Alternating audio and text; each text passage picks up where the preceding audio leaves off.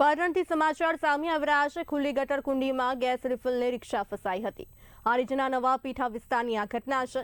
ભૂગર્ભ ગટરના ઢાંકણા ન હોવાથી અકસ્માત સર્જાયો। રિક્ષામાંથી ગેસ બોટલો ઉતારી ભારે મહેનત બાદ વાહનને બહાર કાઢવામાં આવ્યું છે।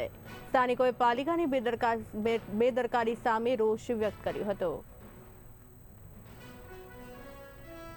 કુંડીનું ઢોકણું ઘણા ટાઈમથી છેલ્લા 2 મહિના ઉપરથી ખુલ્લું પડ્યું છે। આની અંદર અનેકવાર વાહનો અંદર કુંડીના ઢોકણાની અંદર પડે છે। મારું નામ અશોક ઠાકોર, હું ગેસના બાટલામાં ડિલિવરી બોયમાં કામ કરું છું। હું આજે ગેસના બાટલા આપવા આવ્યો હતો, મારી રિક્ષા આ ઢાંકણાની અંદર પડી, બધા બાટલા પડી ગયા। મારે ઓછામાં ઓછું રિક્ષાને નુકસાન છે, મારા પોળાને વાગ્યું છે।